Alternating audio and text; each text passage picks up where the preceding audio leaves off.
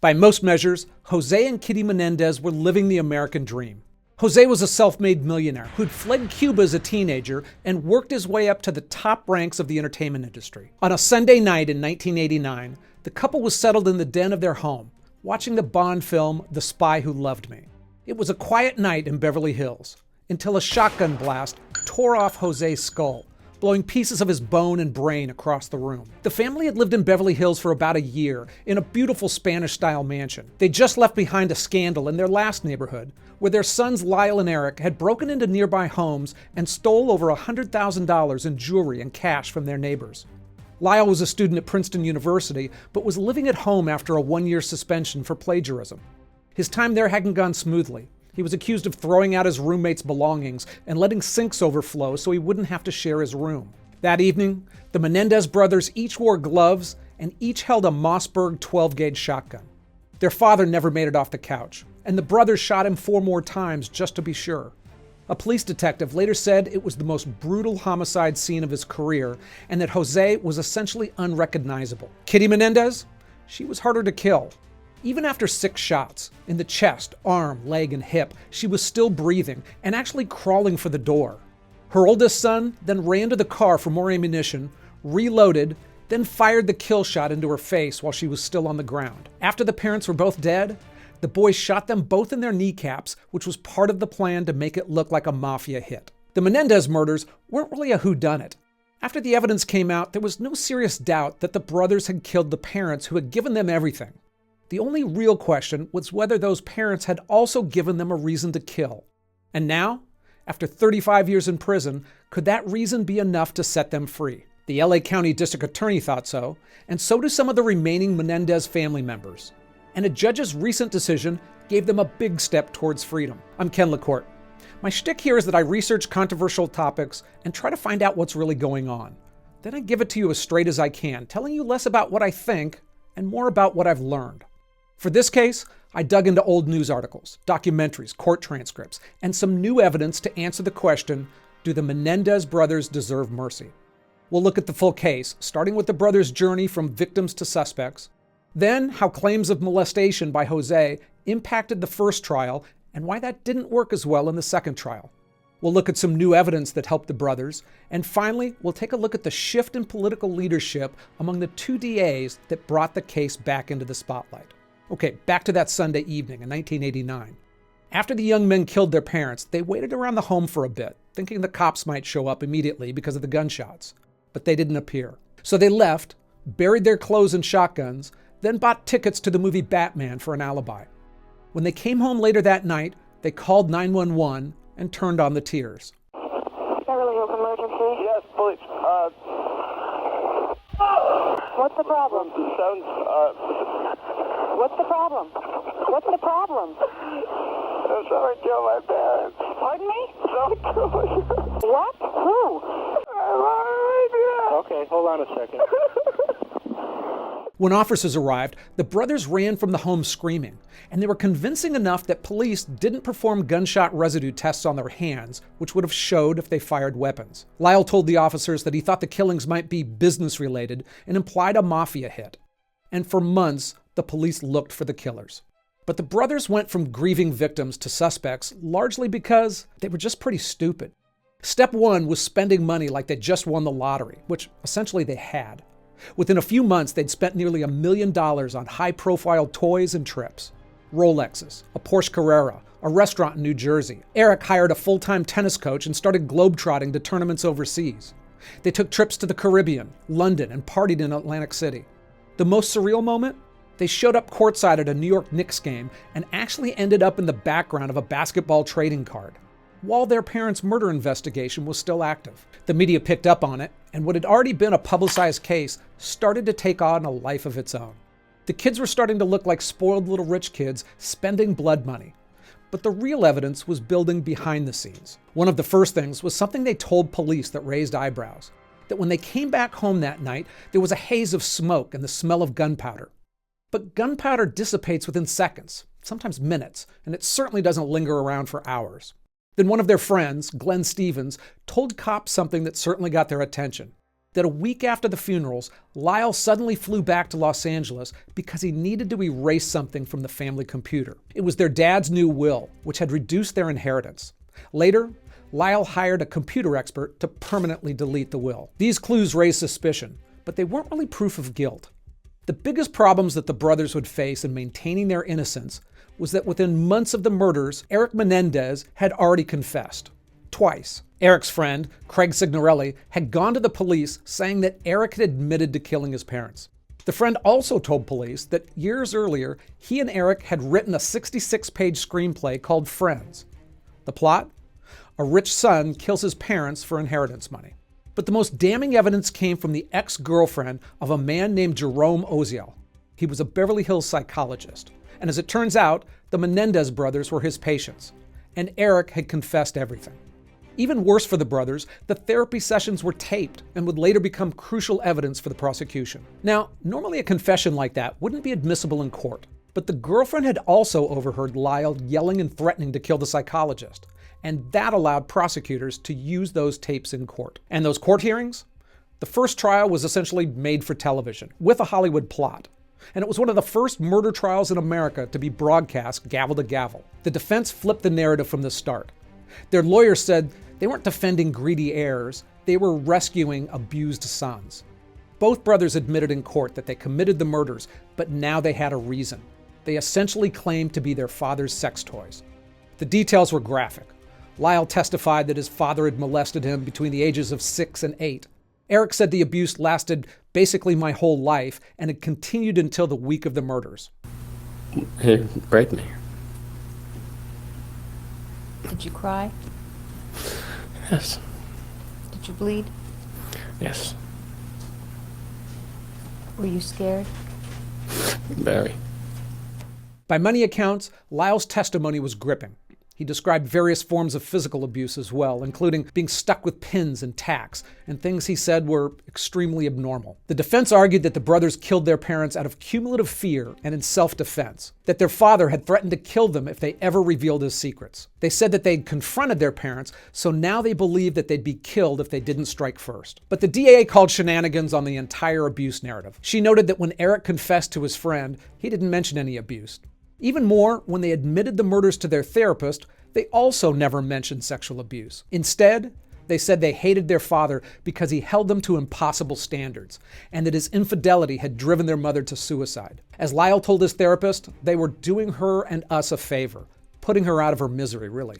He went on, "What Erik and I did took courage beyond belief, beyond strength." The DA played Lyle's panicked 911 call for the jury, urging them to hear a performance, with lies the jury now knew were untrue, not grief. Jurors also learned that Lyle offered his girlfriend a large sum of money to lie on the stand and say that Jose made sexual advances towards her. Each brother was tried before a separate jury so they could testify without incriminating each other. And after 5 months of courtroom drama and 6 days of closing arguments, both juries deadlocked. Lyle's jury leaned 9-3 in favor of manslaughter. Erik's jurors were bitterly divided and almost came to blows. The split ran mostly along gender line. The women sympathized with the abuse claims and leaned towards manslaughter, while several men refused to budge from first-degree murder. Legally, it all added up to a stalemate. The judge declared 2 mistrials as prosecutors vowed to retry the brothers. And the next trial?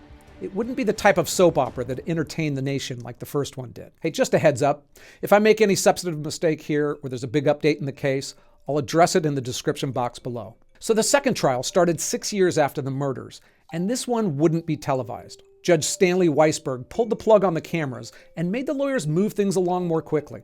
He limited the scope of abuse testimony, although there still was a good deal of it. In the first trial, the defense had weeks to paint a traumatic portrait of life inside the Menendez home. Now they got a week to make that case, since much of the former testimony was ruled as irrelevant to the legal defense.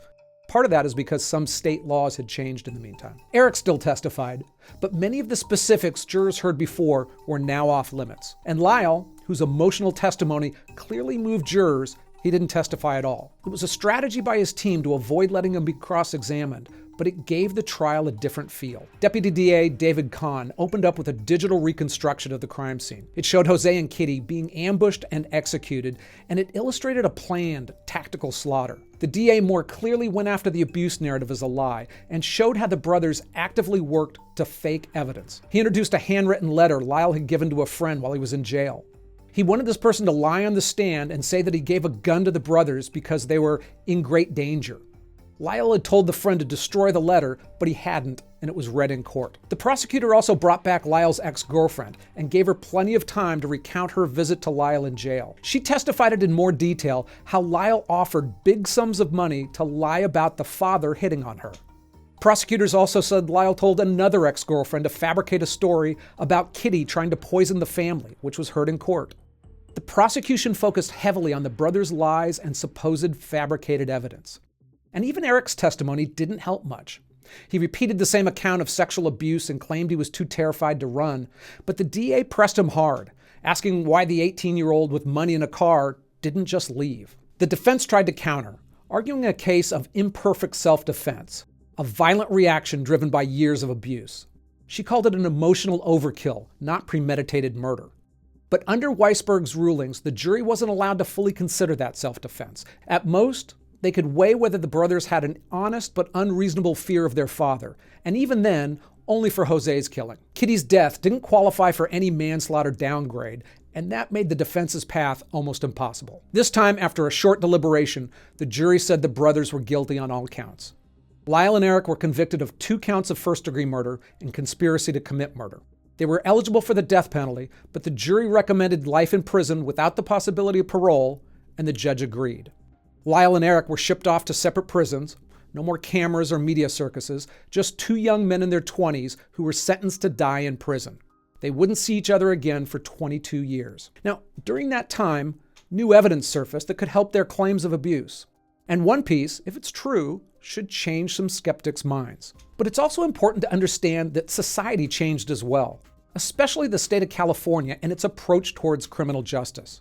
When the brothers killed their parents, California was dealing with much higher levels of crime. For instance, the state's murder rate right now is about 4.3 killings per 100,000 people. In 1990, it was almost 3 times higher at 12 per 100,000. Even with the surge in the time right after George Floyd's death, the 90s were just a lot worse. And that holds true for violent crime overall and property crime too. In the 90s, California passed a tougher 3 strikes law that sent more criminals to prison and built more prisons to house them. Later, as crime fell, the pendulum swung again. Reforms that came sent fewer people to prison and let more inmates out. In fact, California's prison population is currently at its lowest point in 30 years. And that's in the face of a state growing over 30% since then, with 10 million more people. It's because there was a shift in the philosophy of paroling prisoners, with legal changes making it easier to be freed. For instance, the state made it easier for youthful offenders and elderly inmates to get a chance of parole. And the state is pretty loose with how it defines those terms. A youthful offender is anyone who was under 26 years old at the time of a crime. And an inmate is considered elderly if he's 50 years or older. The Menendez brothers, though, they couldn't get a parole hearing since they'd been sentenced to life without the possibility of parole. But that would change. In prison, they were largely model inmates. They got college degrees. They started support groups and participated in rehabilitation programs. They both got married, Lyle twice and Erik once. And they were reunited to live in the same prison in 2018. Now, during that time, there was also a flood of videos and podcasts on their case as Hollywood repeatedly cashed in on their fame. But the film that changed everything was a Netflix documentary a year ago simply titled The Menendez Brothers. It was a favorable look at them, and it leaned heavily into their abuse claims. It made the case that society should take another look at them, especially in the Me Too era. And also, in 2023, the brothers' lawyers announced that they had 2 new pieces of evidence that would help prove the claims of sexual abuse by Jose Menendez. One was a man named Roy Rosello, who was a former member of the boy band Menudo, which included Ricky Martin and about 50 other boys and young men over the years. Rosello appeared in a documentary and said that Jose Menendez had drugged and raped him when he was 14. He claimed that the abuse happened both at the Menendez home and at hotels. Rosello also accused Menudo founder Eduardo Diaz of sexually abusing him in the 1980s. alleging that Diaz was present during some of the supposed assaults by Jose Menendez. Rosello is also suing Diaz in U.S. federal court under a New York law that lifted the statute of limitations for child sex crimes. So far, Rosello's never been cross-examined or publicly explained why he supposedly kept his silence for almost 40 years as the brothers served their sentences. The second new evidence claim that could help the brothers got even more attention. It was about a newly discovered letter that Erik Menendez had supposedly written just months before the murder to his cousin, Andy Cano. He had testified to help the brothers in both trials, saying that they told him of sexual abuse. Cano has since died, and the Menendez lawyers say the letter was found about 9 years ago by his mother. In the letter, Erik wrote, "It's still happening, Andy, but it's worse for me now. I can't explain it. I never know when it's going to happen, and it's driving me crazy. Every night I stay up thinking he might come in. I need to put it out of my mind. I know what you said before, but I'm afraid." Now, that's pretty damning, but there's a twist. A timeline can be inferred from the events referenced in the letter, but there's zero proof that Erik wrote it in 1988, and not, for instance, a decade later while in prison. There's no postmark envelope tying it to 1988, or any forensic evidence. The cousin never mentioned it during 2 trials as he testified on behalf of Erik. And now that cousin is dead. So we're left with 2 possibilities. Maybe the cousin forgot about the letter or lost it. And maybe Erik forgot about it too, because it sure would have helped what was essentially the centerpiece of the defense. So you don't have to be a flat earther to be skeptical about the whole thing. But the media coverage? The vast majority of the media didn't even raise a doubt about it. CNN, read the letter from Erik Menendez to his cousin before the murders. ABC, one is a letter Erik Menendez wrote to his cousin Andy Cano 8 months before the murders. Newsweek, in the letter written 9 months before the gruesome murders. CBS, NBC, PBS, and more. All the same. They misled millions of people with, at the very best, gross incompetence. Still, it's hard to outright prove or disprove these later claims. But some people were evidently persuaded. Around the same time, Kitty's sister and Jose's niece both came forward to support the brothers' release, and more relatives have joined them. But the final twist that affected this case was political, because the LA County District Attorney changed too. Voters elected George Gascon, one of the progressive DAs who ran on a platform of criminal justice reform. He promised to look at old sentences, find alternatives to lockup, and reduce the prison population. Once in office, he created a resentencing unit to look at old cases and to find people he said deserved lighter sentences. In October of last year, in the last days of a re-election campaign that he was clearly going to lose, Gascon announced that the brothers had paid their debt. He filed a motion to reduce their sentences from life without parole to 50 years to life, making them eligible for parole. It was the most official support the brothers had ever received. But soon, Gascon was out of a job, and his replacement, Nathan Hochman, took office with a very different perspective: law and order.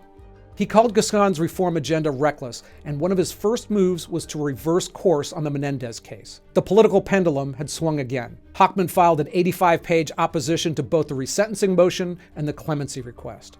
His brief brought back facts that had been ignored by the media for decades, and he argued that despite behaving well in prison, the brothers had maintained a lie of sexual abuse throughout the decades, something a parole board would keep in mind when they were looking at whether they were really dealing with new men. When the brothers appeared in court for their resentencing, it was their first public appearance in years. Lyle: "I take full responsibility. There's no excuse." Erik, he followed with similar language, calling the murders criminal, selfish, and cruel. Of course, they also had a lot to gain by admitting responsibility at that point. The judge, though, he said the crime remained horrific, but he was amazed by what they'd built behind bars and moved by the supportive letters they got. He resentenced them to 50 years to life, which meant they were immediately eligible for a parole hearing, and that's slated for August 21st.